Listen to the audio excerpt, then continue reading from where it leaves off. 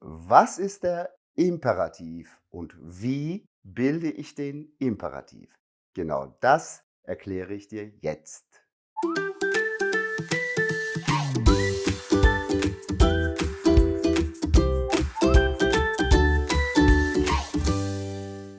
Hallo und herzlich willkommen. Schön, dass du da bist. Heute lernen wir den Imperativ.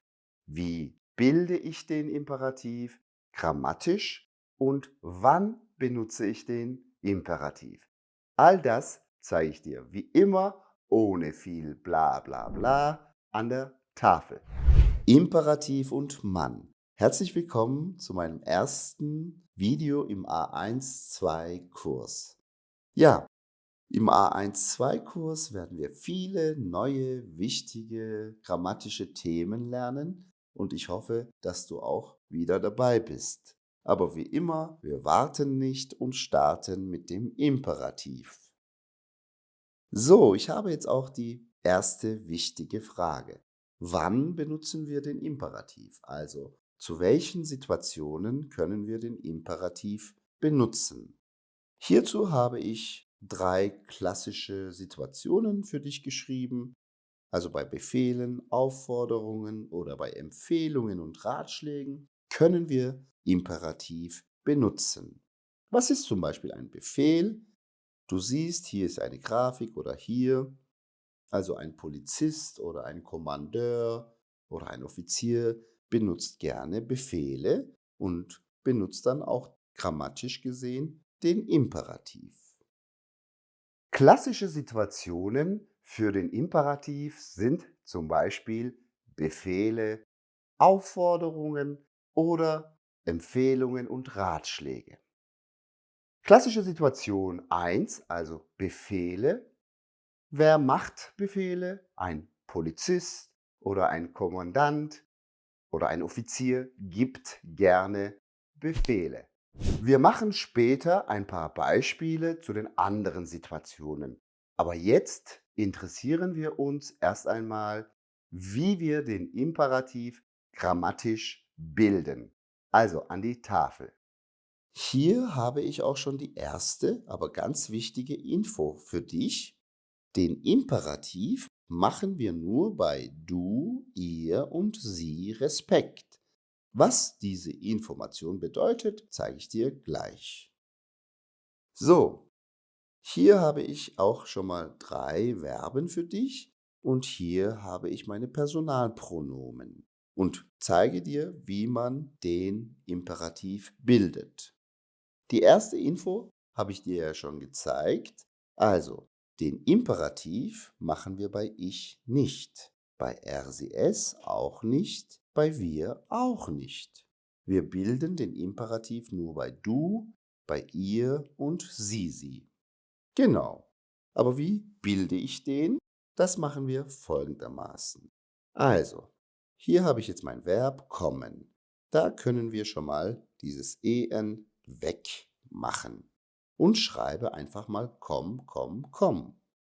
Also, wir sagen im Imperativ nicht du komm, wir sagen ganz einfach komm. Also, komm bitte schnell oder komm nach Hause. Genau, also du sagen wir nicht.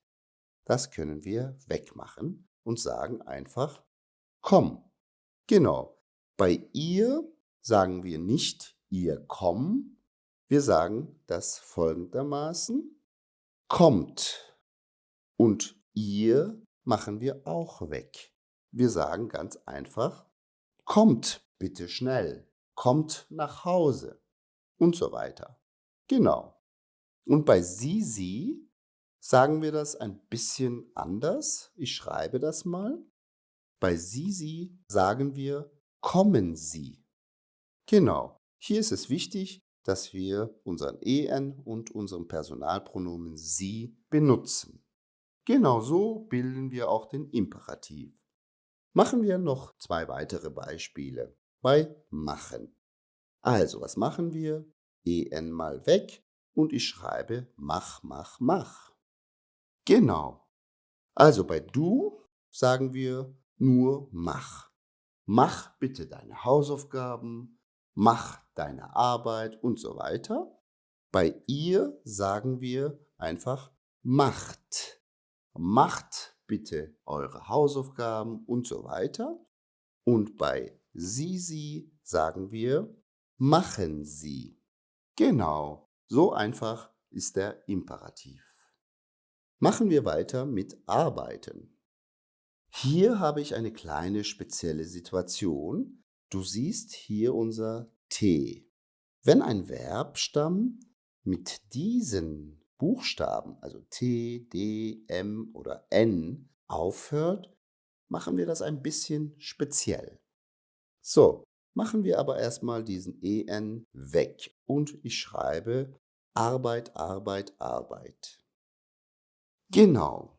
Bei du sagen wir ganz einfach, du siehst, arbeite, arbeite heute, arbeite am Samstag und so weiter, also Imperativ. Bei ihr sagen wir arbeitet und bei sie sagen wir arbeiten Sie. Also wir benutzen unser Personalpronomen. Zu diesem Thema habe ich noch ein paar andere Beispiele. Im Laufe des Videos wirst du sie kennenlernen. Wir bilden den Imperativ nur bei den Personalpronomen du, ihr und sie. Und du verstehst den Unterschied natürlich auch durch die Intonation. Machen wir weiter. Kommen wir zu einem Beispiel mit du. Machst du deine Hausaufgaben? Das ist eine Frage, eine Ja-Nein-Frage, aber ich möchte einen Imperativ. Also, wie mache ich das? Einfach du weg und dieses ST weg. Also schreiben wir das mal. Mach deine Hausaufgaben. Und schon haben wir den Imperativ. Genau, so einfach können wir das machen. Machen wir weiter mit ihr. Genau. Ihr bleibt heute zu Hause. Das ist ein normaler Satz und kein Imperativ. Für den Imperativ machen wir den ihr, also unser Personalpronomen, weg und wir schreiben ganz einfach bleibt heute zu Hause. Genau. So einfach können wir das auch bei ihr machen. Machen wir weiter mit sie. Hier habe ich zwei Beispiele für Sie. Öffnen Sie das Fenster und schreiben Sie mir eine E-Mail. Genau, du siehst, hier habe ich Fragen. Und hier ist wichtig, dass wir die Intonation richtig machen. Also bei Fragen sagen wir, öffnen Sie das Fenster oder schreiben Sie mir eine E-Mail. Das ist dann eine Frage. Im Imperativ ist die Intonation ein bisschen anders. Hier schreiben wir, öffnen Sie das Fenster. Genau, du siehst, hier habe ich jetzt einen Punkt und meine Intonation ist, öffnen Sie das Fenster. Also keine Frage. Genau, ich wiederhole, eine Frage, schreiben Sie mir eine E-Mail und Imperativ, schreiben Sie mir eine E-Mail. Also ein bisschen Befehlsform, ja? Ich schreibe das. Schreiben Sie mir eine E-Mail. Genau. So einfach können wir das auch bei Sie machen. Wir machen weiter.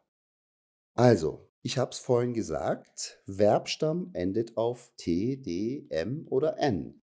Die sind ein bisschen speziell. Also, du siehst zum Beispiel bei warten oder baden oder atmen, öffnen und so weiter. Hier müssen wir bei du einfach ein plus E schreiben, ja?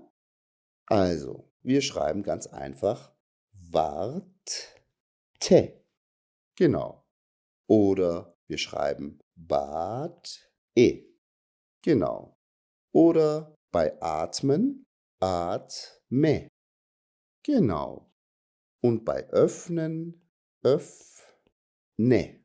Genau. Also, du siehst hier ist dieses E wichtig bei du, ja? Und bei diesen Buchstaben.